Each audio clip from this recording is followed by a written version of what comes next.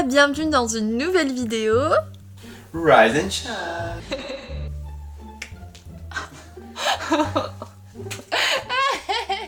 Aujourd'hui...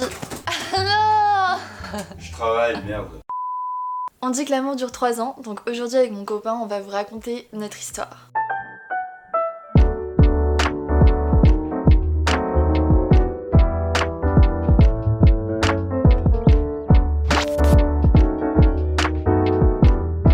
Je fais une vidéo par jour du lundi au vendredi pendant tout le mois de janvier. Donc si vous venez d'arriver sur cette chaîne, n'oubliez pas de vous abonner et surtout d'activer la cloche. Vous pouvez aussi me rejoindre sur Insta où je vais vous proposer... Je vais vous proposer des concours pendant tout le mois de janvier, donc n'oubliez pas de me rejoindre sur mon Insta. Il est 8h du matin et je suis très heureuse de vous annoncer que nous sommes en tendance sur YouTube. C'est la première fois que ça m'arrive, je suis trop happy.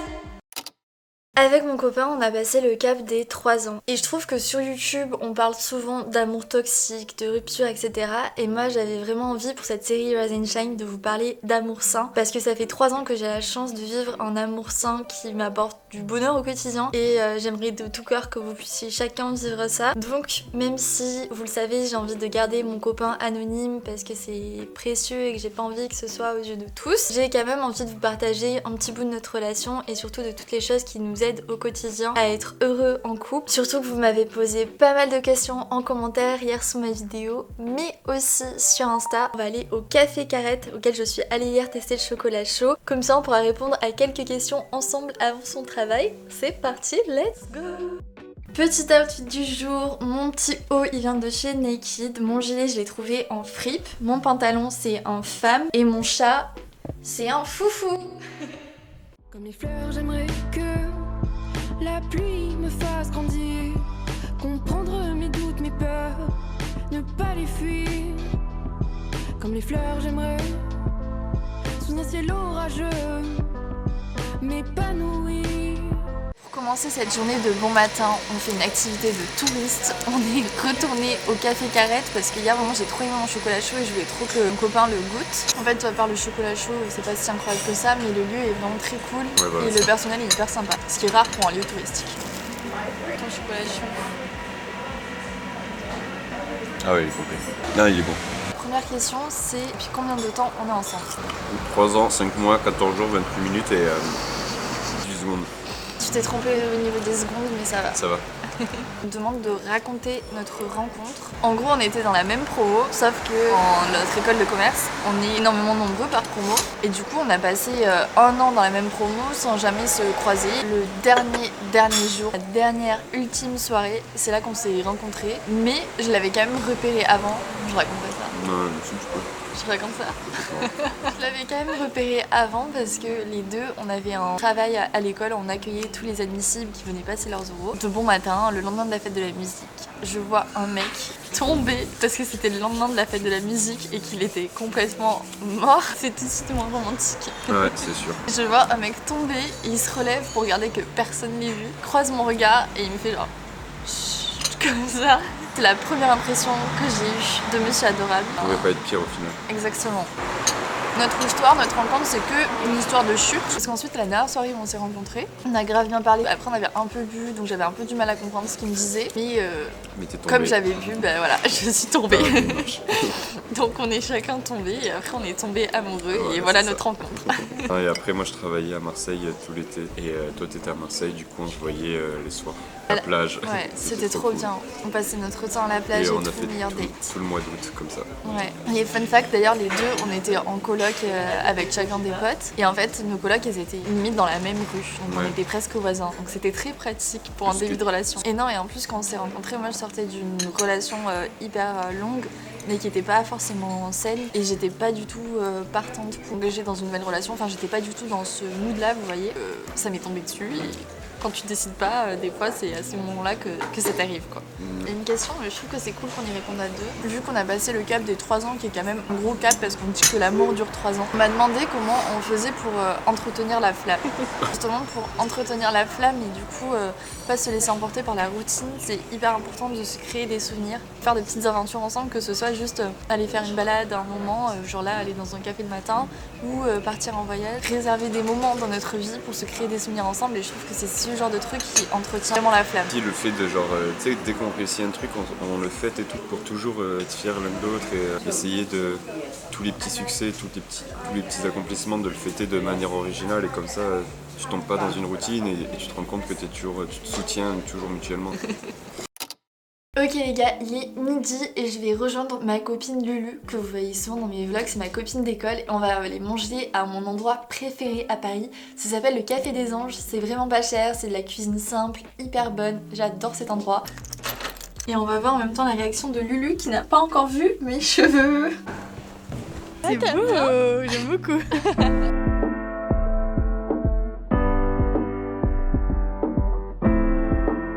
Je vais répondre à la suite des questions et en même temps je vais faire sac parce qu'on part. J'ai décidé d'offrir un week-end en dehors de la France à mon copain.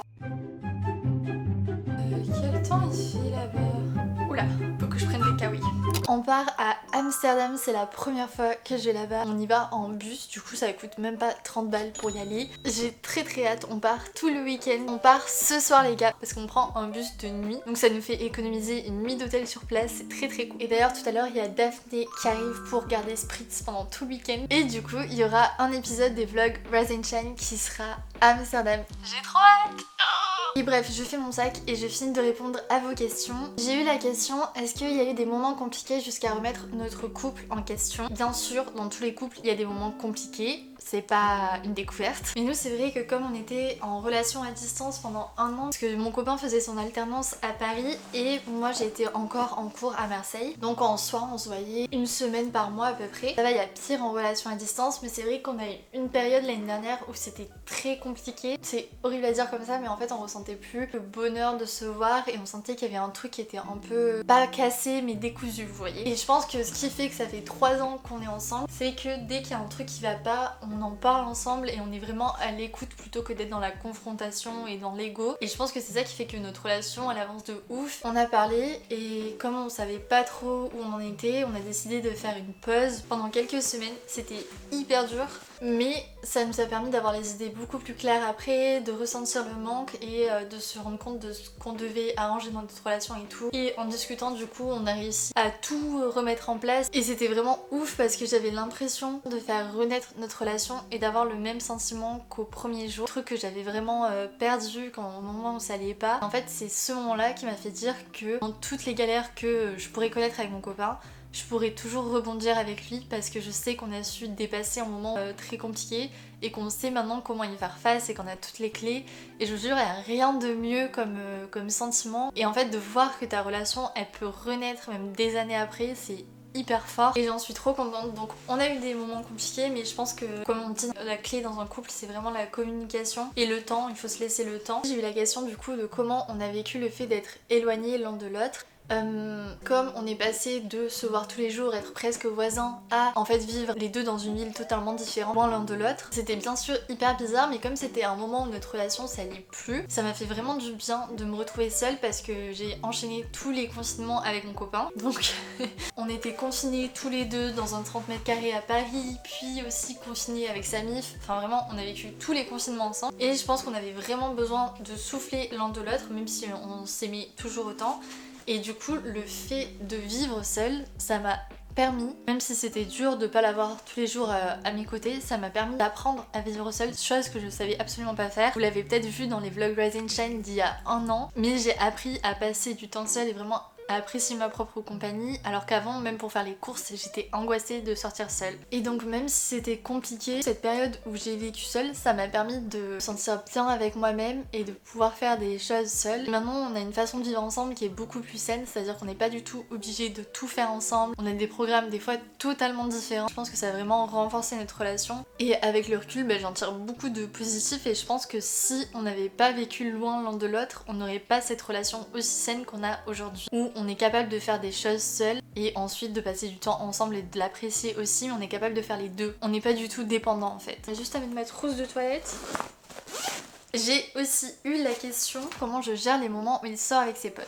Il faut savoir que monsieur adorable est quand même un gros fêtard. Enfin avant il était un gros fêtard, maintenant ça va un petit peu mieux. Mais avant il sortait quand même très souvent. Et en fait moi je le prenais comme un truc positif parce que quand il sortait, moi ça me permettait d'avancer sur mes vidéos, mes montages, de travailler sans me culpabiliser du fait de pas passer du temps avec lui. Mais il y avait quand même des moments où il sortait beaucoup. Moi je trouvais qu'on passait pas assez de temps tous les deux. Et en fait en communiquant encore une fois, on a réussi à trouver un équilibre. Sortait voir ses potes, mais on était sûr aussi d'avoir un moment dans la semaine que tous les deux où on profitait à fond d'être avec l'autre et personne d'autre autour. Mais sinon après j'ai jamais vécu mal le fait qu'il aille en soirée avec ses potes parce que je trouve que quand tu accordes ta confiance, en fait il savait que j'avais totalement confiance en lui et il allait pas chercher à défier ça. Et je trouve que justement quand tu vas faire preuve de jalousie, c'est comme si tu provoquais un peu l'autre et ça fait un peu tout l'inverse de ce que tu veux qu'il se passe. Tandis que là on est vraiment dans un truc hyper sain où il me fait confiance, je lui fais confiance et on sait que on s'aime et que notre relation elle est hyper solide. Du coup je l'ai vraiment jamais vécu mal quand il sortait avec ses potes et qu'il rentrait bourré à 6h du mat. Moi j'étais déjà levée pour faire ma Miracle Morning, c'était 2 salles, 2 ambiances. Mais c'est un truc qui nous fait rire et au contraire il n'y a pas du tout de frustration, vous voyez. Et je pense que je vais répondre à une dernière question et ensuite je vais faire ma trousse de toilette. La dernière question c'est une question plus pratique. Comment on gère le quotidien ensemble,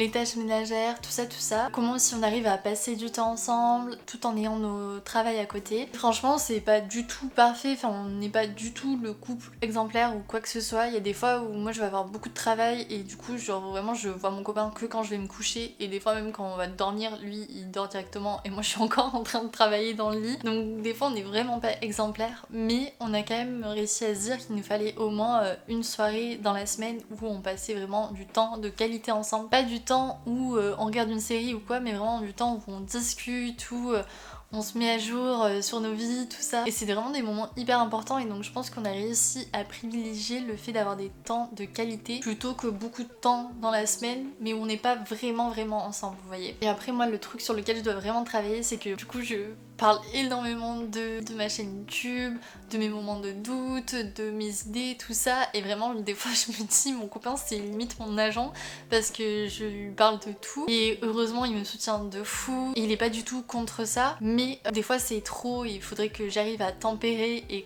qu'on se puisse parler d'autres choses mais c'est juste que là en ce moment les vlogs c'est vraiment toute ma vie. Je m'attends au soir, même quand je dors je pense que je rêve de Rise and Shine. Donc voilà, moi il faudrait que j'arrive à améliorer ça et sinon après au quotidien comment on s'organise au niveau des tâches ménagères, franchement ça dépend des périodes, des fois il va avoir beaucoup de travail et moi non et du coup je vais faire plus de choses que lui et des fois ça va être totalement l'inverse où il va me faire à manger, faire des machines, pas faire les courses par contre il ne fait jamais les courses parce qu'il aime pas ça. Moi ça me va parce que j'adore faire les courses comme vous le savez mais voilà on va toujours trouver un équilibre entre ce que l'un préfère et ce que l'autre préfère. Par exemple moi je sais que j'adore faire les courses et faire à manger et lui il préfère faire la vaisselle, faire le linge, tout ça. Donc on va souvent s'équilibrer. Après comme vous l'avez vu dans mon home reset, on n'est pas du tout les personnes les plus organisées. Surtout moi je laisse tout le temps traîner mes affaires. Mais voilà je dirais qu'au fil du temps on a réussi à trouver un équilibre et je dirais surtout qu'il faut pas avoir peur de le dire en fait si on trouve que la personne ne nous aide pas assez. Pas forcément en faisant les reproches. Un truc d'ailleurs qui m'aide beaucoup c'est de pas tourner les choses en mode reproche mais c'est trop galère parce qu'il faut que je fasse ça ou je suis triste parce que du coup on va pas passer du temps ensemble au lieu de dire tu passes pas assez de temps avec moi. Pour les tâches ménagères aussi vous pouvez le tourner comme ça si à des moments où vous sentez qu'il y a des couacs. Pas être dans le reproche, je trouve que ça fait beaucoup plus avancer les choses. Et vous me posez aussi la question pour la Miracle Morning mais il faut savoir que quand mon réveil sonne et quand je fais vraiment la Miracle Morning parce que là j'ai arrêté de la faire mais on va la reprendre bientôt.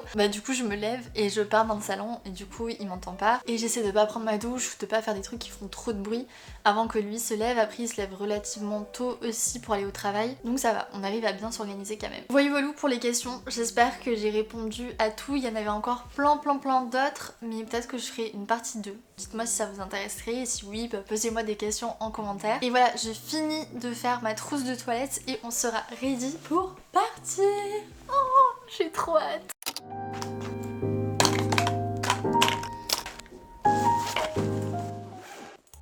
Attention, moi je te chope la peau, du coup je m'en fous. Il va être bien avec sa tata. Wow. Ça va être super ce week-end. Cap. Oh, Gentil avec tata. Bah il a pas besoin de jouer lui. T'es sage. Tu travailles bien, tu fais tes devoirs. On va réviser pour les cours, jeune homme. C'est parti, on part direction le bus pour aller à Amsterdam. Et d'ailleurs je suis très preneuse de vos bons spots à Amsterdam, que ce soit food, trucs à visiter et tout, pour qu'on se régale ce week-end et je vous partagerai tout ça dans ma prochaine vidéo. Merci d'avoir regardé ce 5e vlog et je vous dis à lundi pour une nouvelle semaine de vlog. Bye. Comme les fleurs, comme les fleurs, comme les fleurs.